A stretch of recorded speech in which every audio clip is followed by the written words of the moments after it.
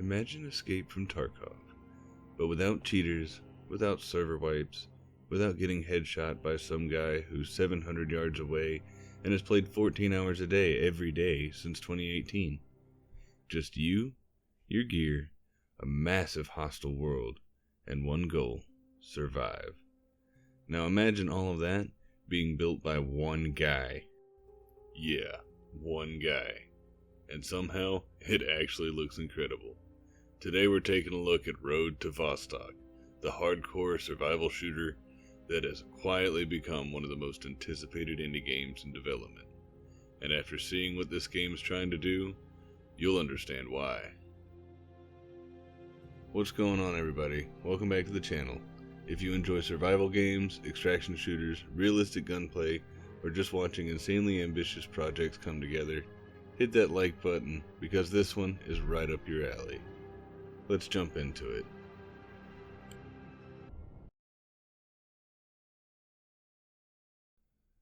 So first things first, what exactly is Road to Vostok? The easiest way to describe it is this: take Tarkov, mix in Stalker, add some DayZ survival mechanics, then make it completely single player. The game takes place in a fictional post-apocalyptic region near the Finnish-Russian border, where resources are scarce, danger is everywhere, and every trip outside your safe house could be your last. You loot, you survive, you manage injuries, you scavenge for food, you maintain your equipment, and if things go wrong, you pay for it.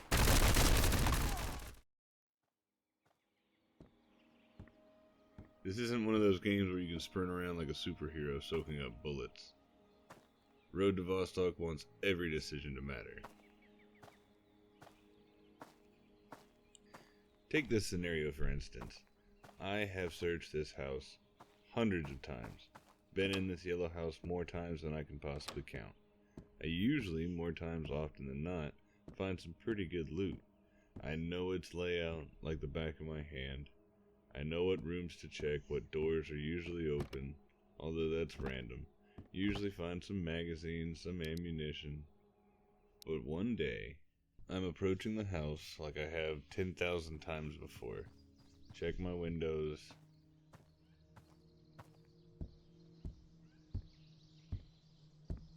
Check my corners. Make sure everything is clear.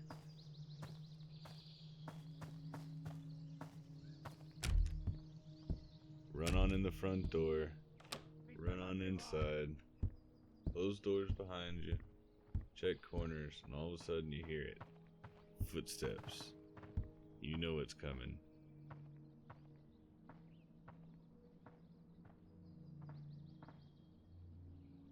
You duck down, you cover your bases, check your doors. You decide if you're gonna take the ambush or if you're gonna push it.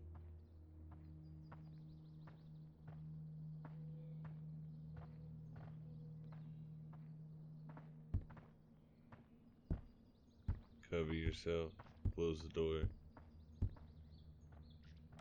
Give yourself another angle. You try and remember where the entrances are. How many doors lead to the outside?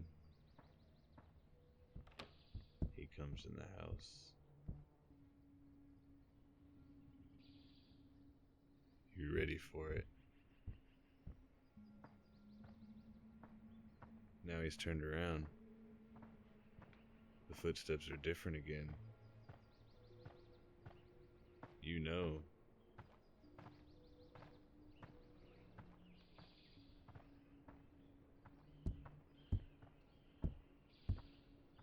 You can tell it's definitely coming from outside.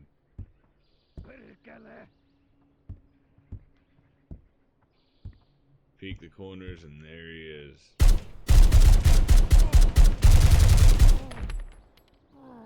And there goes your quiet Sunday morning. But that's alright. You've proved yourself. Your new gun holds up. It's pretty decent.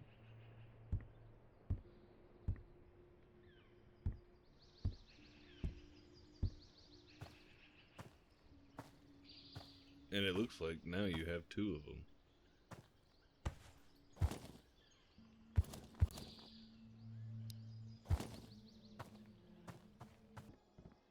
You decide to push further into town. You hear a commotion. You decide, I could take this. You're cautious. You scope out your corners. Just like last time, you think. And then you're left with nothing but regret. And the knowledge that it was your decisions and your decisions alone that cost you that kit. And these kits stay with you for a while. You're slowly adding to them new pieces. And all you can do is respawn naked in your cabin with all your rejected gear that wasn't good enough, and hang your head. That in itself sounds like a pretty enjoyable gameplay loop, but here's where things get really interesting. Most game developers love showing off the flashy stuff.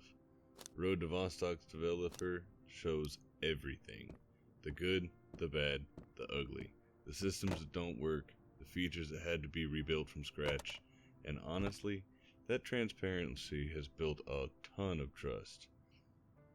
When most developers are dropping cinematic trailers, this guy is uploading videos explaining why he spent 6 months rebuilding inventory systems and ballistics.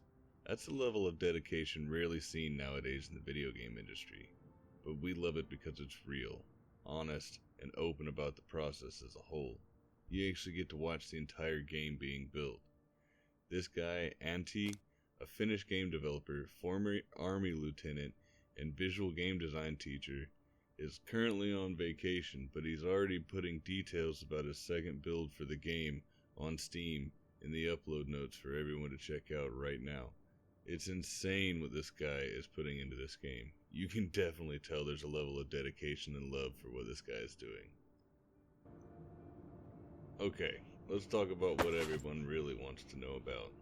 The guns. Because holy crap, the weapons look good. The animations look good, the sounds are improving constantly, and the handling has weight to it. Nothing feels floaty or arcade-like.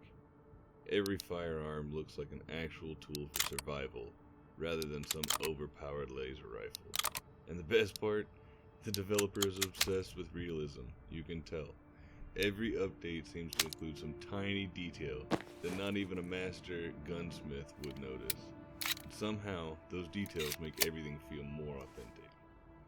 Everything down to checking your ammunition, examining your firearm, is built in a way that absolutely makes you feel like you are living in this world with these tools at any given time.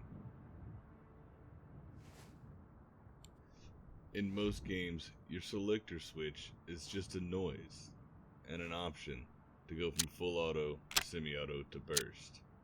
In this game, you can inspect the weapon and actually see the selector switch change positions. The amount of detail, down to the accessories that can be equipped to your firearms, reloading, magazine types, and everything else you could possibly imagine, has been thrown into this game. And it is done well.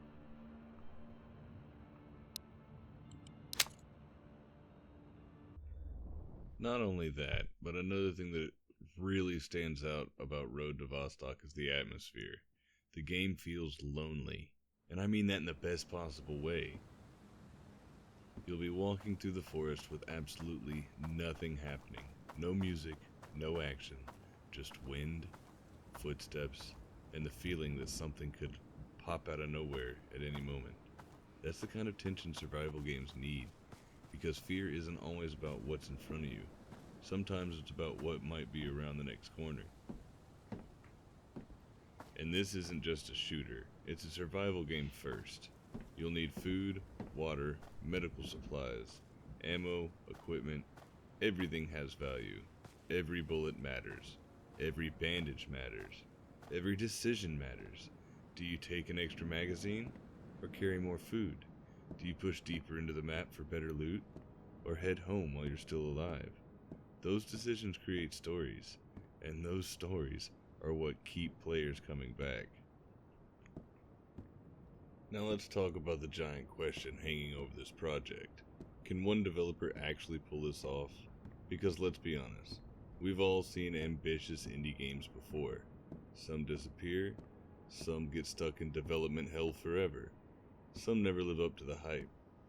Road to Vostok absolutely has a mountain to climb. The systems are complex, the world is ambitious, and the expectations are getting higher every year. But if there's one thing the developer has proven, it's that he's willing to put in the work, and honestly, the progress so far has been impressive. One thing the developers obviously notice is that a lot of players love extraction shooters. They just don't love the multiplayer baggage that comes along with them. Cheaters, meta builds, server issues, constant wipes. Road to Vostok offers something different. A hardcore extraction experience where the world itself is your enemy. Not some random guy named 420 Sniper God XX. And that's a niche that a lot of people are hungry for. At the end of the day, Road to Vostok is still in early access. There are no guarantees.